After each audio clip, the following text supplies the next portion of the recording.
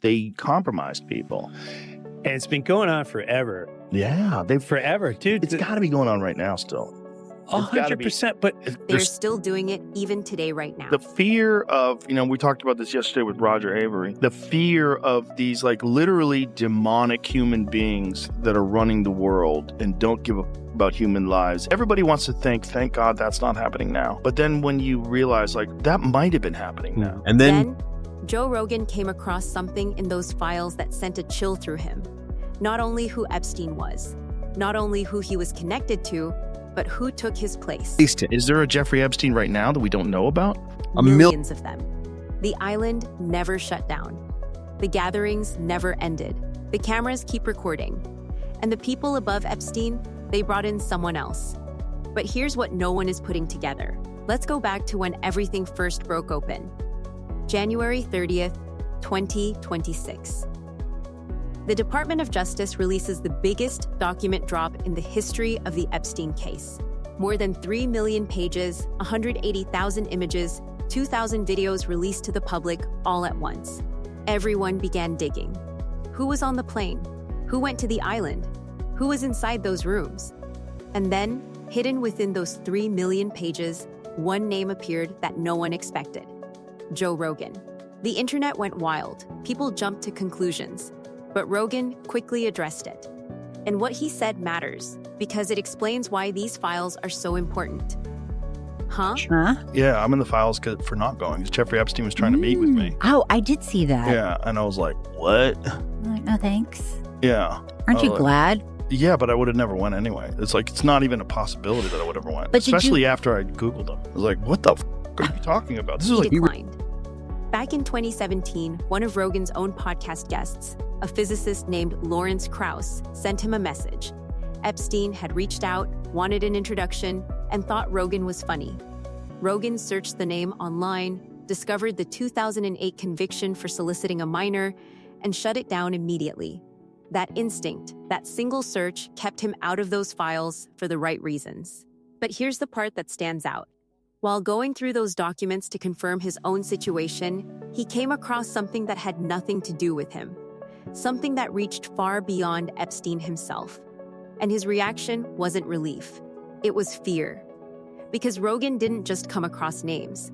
He uncovered a system, a structure, one that existed long before Epstein and continues to exist long after him.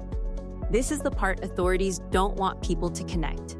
Every time this story is discussed, every time new files are released, every time a senator avoids a question, every time another redaction is revealed, the focus shifts back to Epstein. Jeffrey Epstein did this. Jeffrey Epstein ran that. Jeffrey Epstein is gone. Case closed. But Rogan, after going through those files, said something that brought everything to a halt, Cole. So, who was above him? 2 names appear again and again in the unredacted parts of those files. And both of those names reveal something important about how this system truly operates and why it didn't end with Epstein. The first name is Les Wexner. You might not recognize that name, but you definitely know his company. Wexner is the billionaire founder and former CEO of Victoria's Secret, the biggest lingerie brand in the world. Politically connected, socially protected, the type of person who can make problems disappear with a single call. And here's what the files reveal. Wexner didn't just know Epstein. He created Epstein. He gave Epstein complete power of attorney over his financial empire. He handed Epstein his $77 million mansion in Manhattan, the same place where investigators later uncovered evidence of organized abuse. He basically gave Epstein access to every powerful circle in the world. The FBI identified Wexner as a co-conspirator. They attempted to bring him in for questioning. That never happened because Epstein died first. And when Epstein died, the investigation ended with him. But here's the frustrating part. When those 3 million files were released in 2026, Wexner's name showed up in more than 4,000 documents. They got it correct every single time. Every location, every document except one. The one document that directly named him as a co-conspirator. That is the only place where his name remained redacted. That isn't an error. That is a choice. Congressman Thomas Massey noticed it during a live record and directly challenged the Justice Department. Are you able to track who it was that obscured Les Wexner's name as a co-conspirator in an FBI document? Within 40 minutes, Wexner's name was added back. Within 40 minutes of me catching you red-handed. Minutes. It was kept hidden. Someone within the Department of Justice made the decision to conceal the co-conspirator label tied to a billionaire's name, and they only changed it after being caught on camera. Wexner's public response has always been, "I was misled. I ended my connection in 2007 when I discovered who Epstein truly was." But years of shared assets, shared finances, and shared access don't suggest someone who was fooled. They suggest someone who was involved. If Wexner represents the money behind Epstein, the second name in those files represents something entirely different. Sultan Ahmed bin Sulam, a Dubai billionaire and former chairman of DP World, one of the largest port operators in the world. Trade hubs across more than 70 countries, connected to global governments, major deals, and royal networks throughout the Middle East. His name shows up in the Epstein files over 5,000 times, emails discussing explicit material, and links to content that does not belong in any legitimate context, spanning years of communication. And in one email from 2009, Epstein writes directly to bin Sulam. The line says, "I loved the torture video." Bin Sulam's reply was completely casual. "I am in China. I will be in the US in the second week of May." As if they are casually talking about lunch plans. When that email became public and his name was finally revealed, bin Sulam stepped down from DP World. He walked away and the government allowed it. No charges, no arrest, no investigation. He remains free today because going after him would mean disrupting global shipping networks, diplomatic deals, and trade systems that governments rely on. Why exactly? The pattern is clear and hard to ignore. The government drew a definite line. If you are powerful enough, well-connected enough, and internationally important enough, your name stays protected. The victims, their names were accidentally exposed. The abuse, their details were hidden. Right is an email that was sent by the victim's lawyers to the DOJ. It was a list of names not to redact, a list of names not to release. What did the DOJ do with this email? They released this email in the document production. Literally the worst thing you could do to the survivors, you did. And they're getting phone calls. A lot of these people didn't want to be known. And we know you touched the document because you redacted one name and you redacted the lawyer's name, but you left the survivor's name. Think about that for a moment. They shielded the powerful. They exposed the victims by accident, supposedly. In the most significant document release in the history of this case, we now arrive at the core of what has been circulating and what Rogan's research points directly to. Epstein is gone. Maxwell is in prison. The so-called investigation is finished. According to the Justice Department, a senior DOJ official publicly stated that the review is complete. No new charges. Case closed. He compromised people. And it's been going on forever. Yeah, Forever, dude. It's got to be going on right now still. 100%, but It's got to be happening somewhere where you can get away with And it. that is the question no one in power wants answered. Where is it happening now? Because the reality with networks like this is simple. They don't fall apart when the middleman disappears. They reorganize. The clients don't vanish. The demand doesn't go away. The blackmail material, the recordings, the files, the leverage, it doesn't just disappear. Someone stepped into the space Epstein left behind. Think about how this operation actually worked. It wasn't only about parties. It wasn't only about an island. Based on everything revealed in the files and the testimony from multiple sources, Epstein's real value was structure. He created a system, an environment where powerful men felt at ease, then compromised, then controlled. I bet it was a real good honeypot where there's a lot of sophisticated intellectual discourse. You got a lot of brilliant people there. You've got great music, you know. You got like famous people are hanging around too. Yeah. It seems really cool. And then if there's blackmail, the blackmail is like snuck into all this. Yeah. snuck in, come to the room with the cameras. And next thing you know, you're doing cocaine. That is the blueprint. And blueprints get replicated.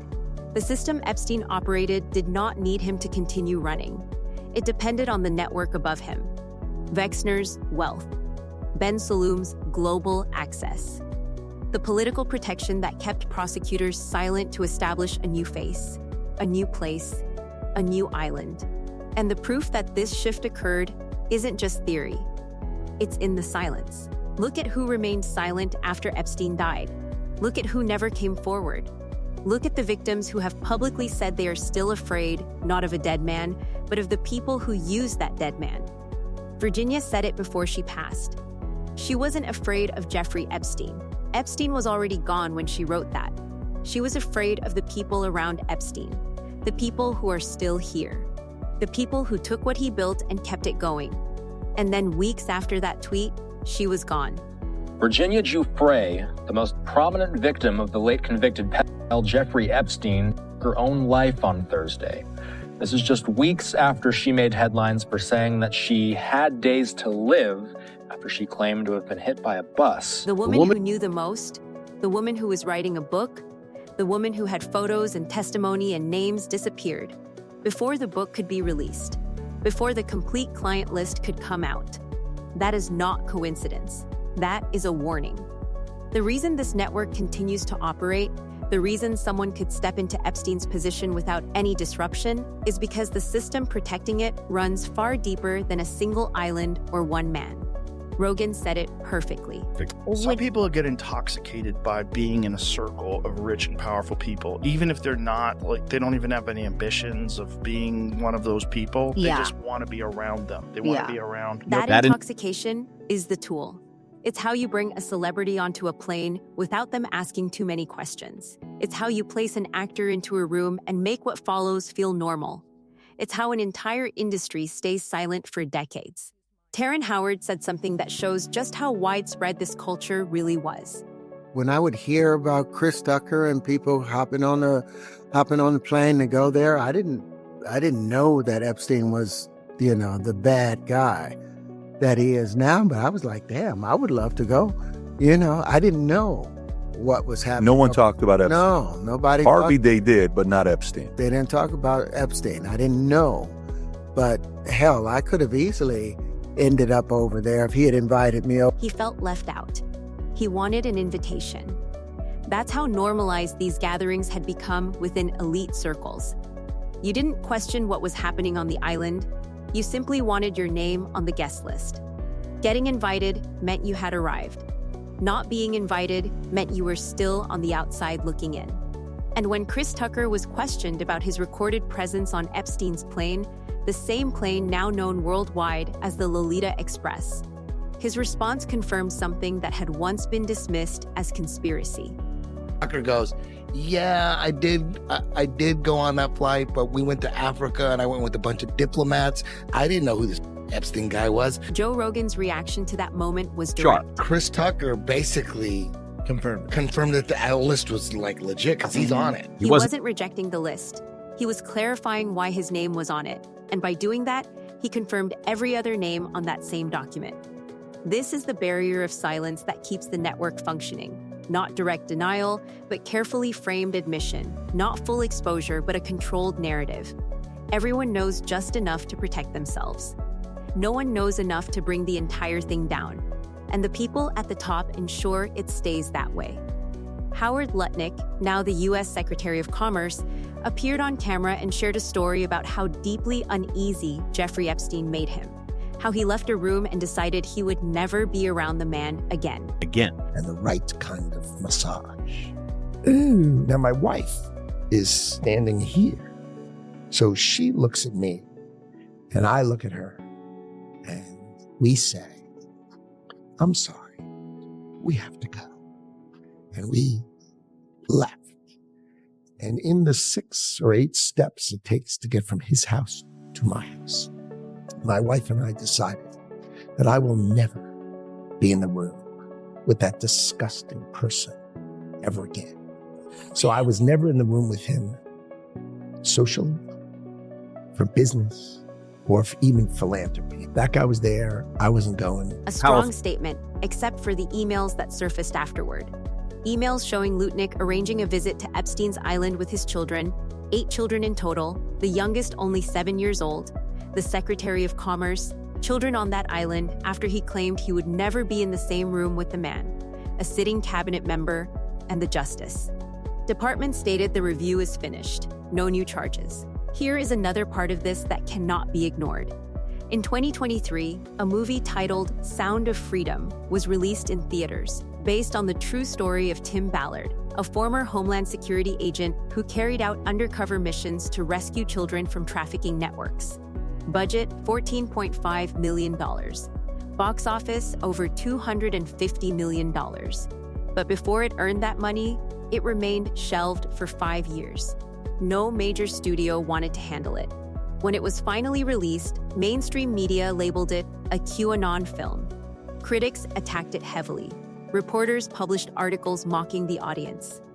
Despite the fact that this movie is, for one, based on true real-world events, and also despite the fact that it exposes the very real reality that millions of children across the world find themselves in, well, there are elite forces in both Hollywood as well as the media which have actively been working for the past 5 years to suppress this movie. The public still showed up on opening weekend. It surpassed Mission Impossible at the box office. Everyday people bought out full theaters, paid for tickets for strangers, and Jim Caviezel, the actor who portrayed Tim Ballard, described an incident that took place at a screening in Vegas that left everyone in the room stunned. Each screening, there was a talking going on, and I was like watching the audience going, what? The second time it happened. Again, third time, talking in this one particular spot. And I'm thinking, what, did we do something wrong or something? But so then one more time it happened. At the end, I was asking about the movie, and I asked them about that one particular part where everybody's talking, and they all cried out Epstein Island. And I went, oh, okay. Now I understand what we're up against. The film reveals exactly how trafficking networks function. Fake modeling scouts, mansion gatherings, powerful men using their influence as protection. Victims left isolated and too scared to speak out. That is not fiction. That is the Epstein playbook, word for word. And Hollywood spent 5 years making sure you never saw it. Corey Feldman tried to warn people about this culture decades ago, tried to call out names on live television. And Barbara Walters told him directly, protect the industry, not the victims. That has been the rule since before Epstein. And it will remain the rule until the people enforcing it are the ones in handcuffs. So let's bring this full circle. Joe Rogan's research, the files, the testimony, the emails, the redactions, the missing witnesses, they all lead to the same conclusion. Epstein was not the origin. He was a participant. He was given the tools, the money, the access, and the system by those above him. And when he went down, those people did not go down with him. Is there a Jeffrey Epstein right now that we don't know about? There's a million of them. A million. The same system, the same gatherings, the same honeypot method. Bring in celebrities to make the setting appear legitimate. Bring in powerful figures to make the access feel exclusive. And then use cameras to ensure no one ever speaks out. The DOJ has now officially ended its review. No new charges. A senior justice official standing at a podium declaring that their work is complete. Kash Patel, director of the FBI, claiming there were no videos, no blackmail, nothing significant, while members of Congress sat in front of him describing photographs that serve as evidence of crimes. 2 photos. Please put the photos back up. These 2 photos staring you in the face are evidence of a crime and more than enough evidence to predicate an investigation against former Prince Andrew. They're not even pretending to investigate anymore. And this is why it matters directly to the question of who replaced Epstein. If the investigation is finished, if no new charges are coming, if 2 million documents are still being kept from Congress and the public, then whoever is running the operation now has just received the clearest possible message. You're safe. We are done looking. The Senate voted on it 51-49 to reject an amendment that would have required the release of all Epstein-related files. How many senators just voted against releasing this? man. It's just it's like there's two votes that are happening. The UFO disclosure thing, they keep voting against that. Yeah. And the Epstein list, they keep voting against that. Right. What?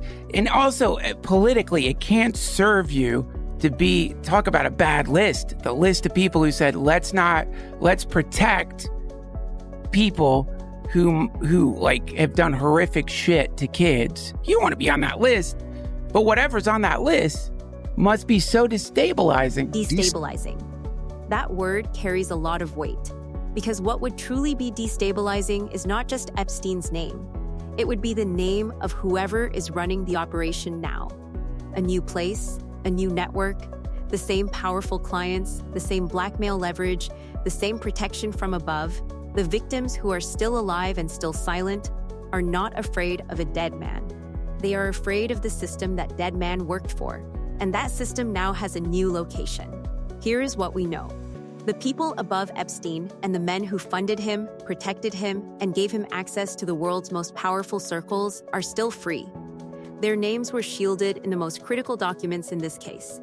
The FBI labeled one of them a co-conspirator and never managed to question him. The other exchanged emails that would destroy any ordinary person's life and stepped down from his role without a single charge being filed. The victims are still being re-traumatized by the same government that promised them answers. Their names were accidentally revealed. The names were deliberately concealed. The film that showed the world exactly how these networks function was held back for 5 years, ridiculed by the media, and dismissed as conspiracy until the files confirmed it was essentially a documentary. And Joe Rogan, a man who has sat across from presidents, billionaires, and everyone in between, came away from reviewing those files with one word. That's not exaggeration from someone who scares easily. That's a controlled reaction from a man who believed he had seen it all.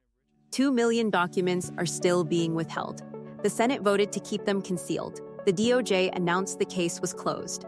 Prince Andrew was eventually arrested by UK authorities, but Virginia, the woman whose testimony and photographs made it possible, did not live to witness it.